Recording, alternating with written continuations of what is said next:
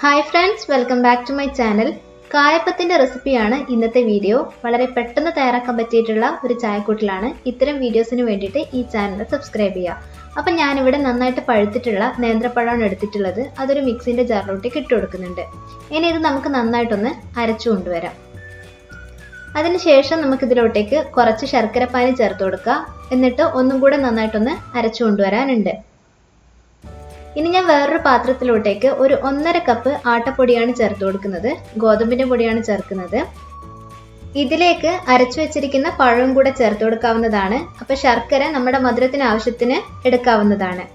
ഇനി ഇതിലോട്ടേക്ക് ഒരു 1/4 ടീസ്പൂൺ ഏലക്കാപ്പൊടി ചേർത്ത് കൊടുക്കാം.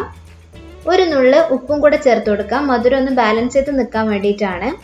ഒരു 1/4 ടീസ്പൂൺ അപ്പക്കാരം ബേക്കിംഗ് സോഡയും കൂടെ ചേർത്ത് കൊടുക്കാവുന്നതാണ്. ഇനി ഇതിലോട്ടേക്ക് ഒരു 1/4 കപ്പ് തേങ്ങ ചിരകിയതാണ് ചേർക്കുന്നത്. നമ്മുടെ ഇഷ്ടത്തിനനുസരിച്ചിട്ട് ചേർക്കാവുന്നതാണ്. ഇനി ഇത് നമുക്ക് നന്നായിട്ടൊന്ന് മിക്സ് ചെയ്തെടുക്കാം. അപ്പം ഞാനിതിൽ ചേർത്തിട്ടുള്ള ശർക്കര പാനിയുടെ അളവ് എന്ന് പറയുന്നത് എൻ്റെ മധുരത്തിനനുസരിച്ചിട്ടാണ് ചേർത്തിട്ടുള്ളത്.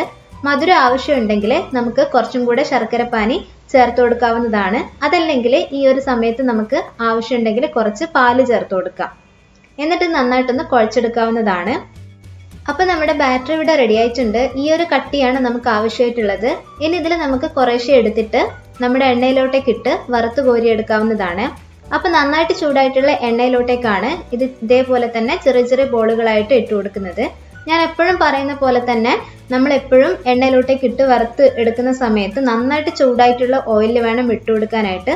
അതിനുശേഷം ഒരു മീഡിയം ഫ്ലെയിമിലിട്ടിട്ട് നമുക്ക് ഫ്രൈ ചെയ്തെടുക്കാം. ഒരിക്കലും ഹൈ ഫ്ലെയിമിൽ ഇടാൻ വേണ്ടിയിട്ട് പാടില്ല. ഒരല്പസമയം കഴിയുമ്പോൾ ഇതിൻ്റെ കളർ ഒന്ന് മാറി വരും. ആ സമയത്ത് ഇത് നമുക്ക് കോരി വാങ്ങി വെക്കാവുന്നതാണ്. വളരെ പെട്ടെന്ന് തന്നെ തയ്യാറാക്കിയെടുക്കാൻ പറ്റിയിട്ടുള്ള ഒരു വൈകുന്നേരത്തെ ചായക്കൂട്ടലിൻ്റെ റെസിപ്പിയാണിത്. ഇതുപോലുള്ള വീഡിയോസ് നിങ്ങൾക്ക് ആവശ്യമുണ്ടെങ്കിൽ ഈ ചാനൽ സബ്സ്ക്രൈബ് ചെയ്യാവുന്നതാണ്. അപ്പം നമ്മുടെ കായപ്പം നമുക്ക് കോരി വാങ്ങി വെക്കാം. ഈ വീഡിയോ ഇഷ്ടമായിട്ടുണ്ടെങ്കിൽ തീർച്ചയായിട്ടും ലൈക്ക് ചെയ്യാനും ഷെയർ ചെയ്യാനും മറന്നു പോകരുത്. വീണ്ടും നല്ല റെസിപ്പി വീഡിയോ ആയിട്ട് കണ്ടുമുട്ടാം. അതുവരേക്കും take care. Bye bye. Thank you for watching.